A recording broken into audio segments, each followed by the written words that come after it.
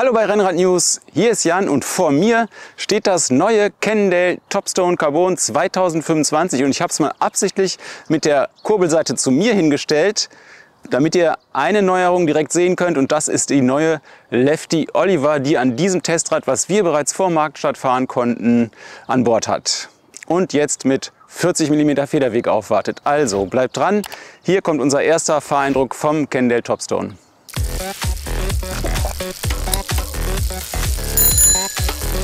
Ja, Cannondale hat sein Allround Gravelbike, das Topstone, für 2025 komplett neu aufgestellt, an vielen Stellen Feintuning betrieben. Ja, und hier vor mir steht das einzige Modell im Modellprogramm mit der Lefty Oliver, der einarmigen Cannondale-Federung, die speziell auf dieses Rad abgestimmt ist. Die Gravel-Federung, die schon im ersten Cannondale Gravelbike debütierte, dem Cannondale Slate. Vielleicht erinnern sich einige noch, das war 2016 eins der ersten Gravelbikes, die überhaupt mit Federung auf den Markt kamen.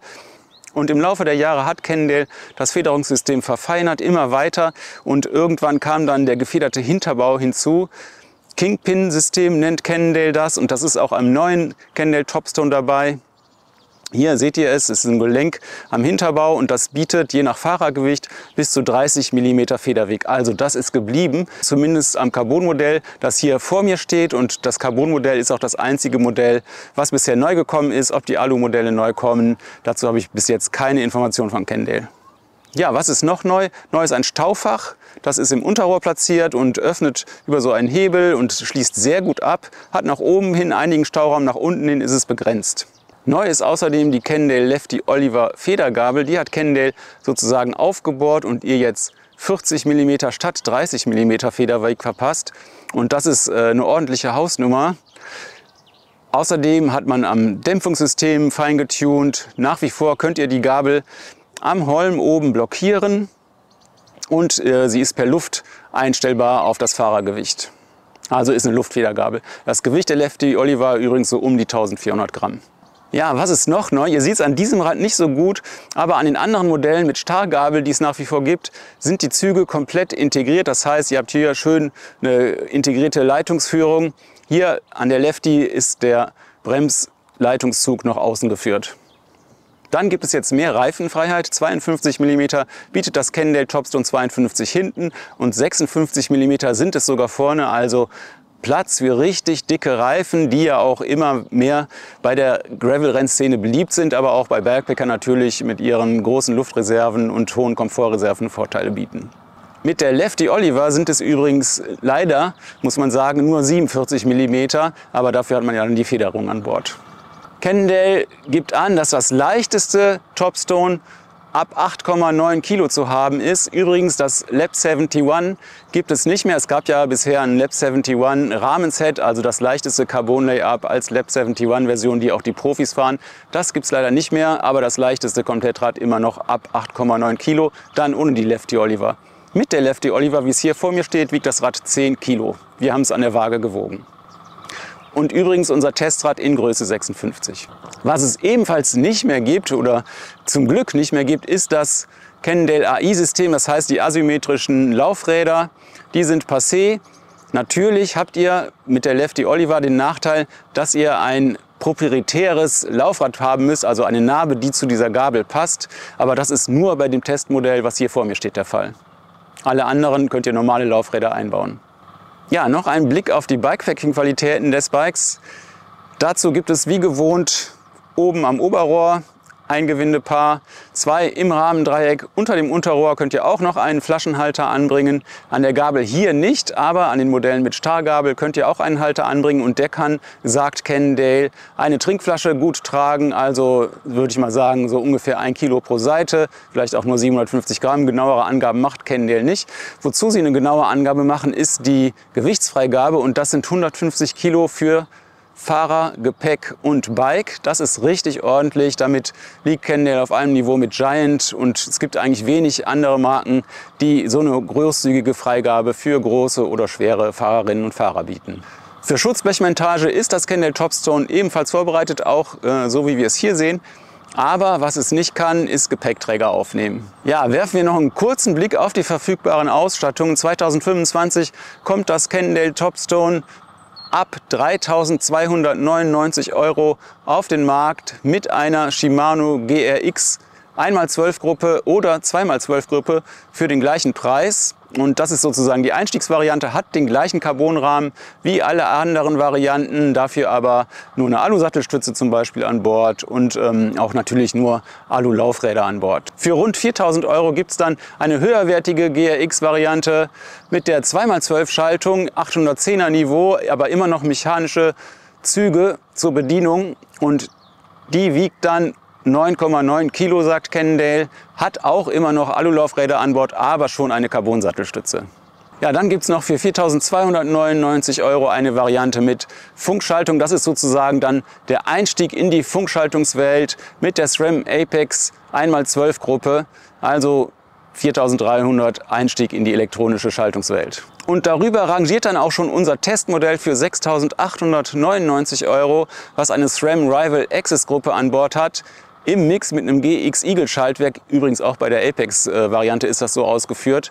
Also Mallet-Setup hier am Testrad, Funkschaltung, hinten MTB-Kassette, vorne Road-Teile. Und dann gibt es noch für 7.499 € das Topmodell mit Shimano GRX Di2, das dann ebenfalls nicht mehr die Lefty Oliver an Bord hat. Wie gesagt, das Modell das einzige mit Lefty Oliver. Schauen wir uns also die Testradausstattung noch mal ein bisschen genauer an. Über die Lefty Oliver habe ich ja schon ein paar Worte verloren. Dann findet ihr am Testrad weiterhin als Besonderheit, die es bei den anderen Modellen außer dem Topmodell nicht gibt, die Reserve 4044 GR Gravel-Laufräder. Das sind von Reserve diese aero-optimierten Gravel-Laufräder mit differenzierten Felgenprofilen vorne und hinten und die angeblich für turbulente Luftströme optimiert sind. Hier am Testrad, das ja eigentlich überhaupt nicht aero-optimiert ist, spielt das natürlich eine geringere Rolle. Aber es ist gut, diese Laufräder zu haben, würde ich mal sagen, denn man kann natürlich auch schmalere Reifen fahren als die hier montierten 44 mm breiten WTB Resolute. Und die sind übrigens, was mir nicht so gut gefallen hat, auf diesen Felgen mit 27 mm Innenweite, was ja richtig breit ist, auch für einen Gravel-Laufrad, sind selbst auf diesen Felgen nur etwas über 44 mm breit. Das heißt, die sind eigentlich viel schmaler als ihre 44 mm nominelle Breite. Und ja, das finde ich eigentlich für ein Rad dieser Machart, was so eine potente Federung hat, nicht angemessen. Was ist noch an Bord? Carbon-Sattelstütze, selbstverständlich. Die hat übrigens hinten so ein kleines reflektierendes Detail. Also ihr werdet von hinten besser gesehen, auch wenn ihr mal euer Rücklicht vergessen habt oder es gerade nicht leuchtet. Dann hat die so eine leicht federnde Form, so eine Anschrägung oben im oberen Bereich. Das gibt es auch bei dem Cannondale Race Gravel Bike Super X, das wir euch schon vorgestellt haben und getestet haben. Video verlinke ich euch hier oben. Ja, und dazu kommt eben diese Kingpin Hinterbaufederung. Wie sich das anfühlt, dazu gleich noch was. Dann hat das Rad DT Swiss 370 Narben hinten mit einem sehr dezenten Freilaufgeräusch, was mir auch sehr gut gefallen hat. Ja, machen wir direkt weiter mit der Geometrie. Das heißt, wie ist die Sitzposition ausgelegt, wie ist die Radbasis, wie verhalten sich die Winkel im Rahmen. Erster Fakt gleich, also das Rad hat Sector-Reach-Werte zwischen 1,5 und 1,53 in den mittleren Rahmenhöhen. Alle genauen Werte findet ihr übrigens in unserem Geometrie-Vergleichstool auf Rennrad News. Da habe ich es auch reingebaut. Und das ist schon deutlich im Endurance-Bereich, also für lange Strecken optimiert. Und mein Testrad, das ich auf 760 mm Sitzhöhe für meine Körpergröße von 1,80 eingestellt habe, hat mit diesen 3 cm Spacern unterm Vorbau eine Überhöhung, also einen Abstand zwischen Lenker und Sattel zwischen 4 und 4,5 cm. Genau habe ich es nicht gemessen. Das heißt, das ist schon eine sehr aufrechte Sitzposition, aber viel Gewicht kommt noch nach vorne, weil der Vorbau relativ lang ausfällt und der Reach hier beim Lenker auch relativ lang ist. Also unterm Strich eine eher hohe, aber am Testrad etwas nach vorne verlagerte Sitzposition.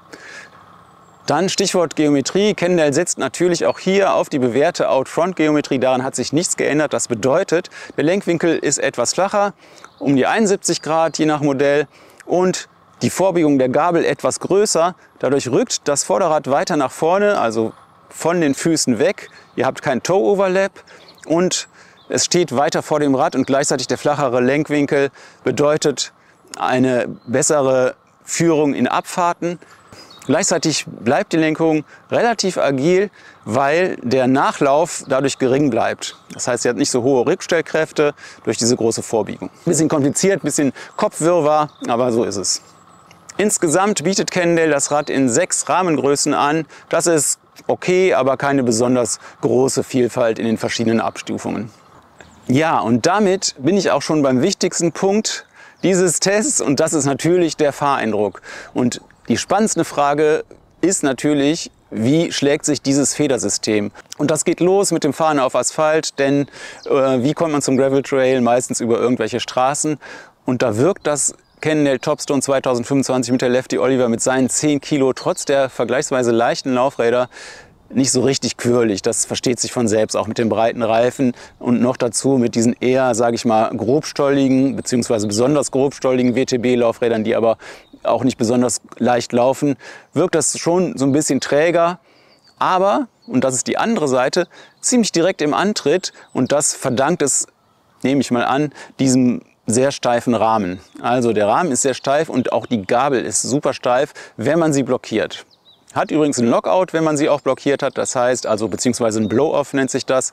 Das heißt, wenn sie blockiert ist und ihr trotzdem mal über einen dicken Stein fahrt, dann geht der Lockout aus. Ja, der Lockout-Hebel ist übrigens oben auf dem Gabelholm platziert und ihr könnt ihn wirklich auch während der Fahrt gut erreichen. Das heißt, auf Asphalt habe ich die ersten Kilometer mit blockierter Gabel zurückgelegt und einfach dann mal aufgemacht, als der Weg so ein bisschen schlechter wurde. Denkt an Wirtschaftswege oder einfach ein bisschen hügelige oder wellige Gravelwege. Da habe ich die aufgemacht und ich muss sagen, der Unterschied ist sofort spürbar. Das heißt, ich habe die danach gar nicht mehr zugemacht, weil der Komfort an der Front dadurch, ja, selbst auf nur so ein bisschen schlechten Wirtschaftswegen schon spürbar besser wird. Damit ihr so eine Idee habt, ich bin die Reifen gemäß ihrer Größe mit 2,0 Bar vorne und 2,1 Bar hinten gefahren. Das ist so ein bisschen auch die Empfehlung für meine Größe.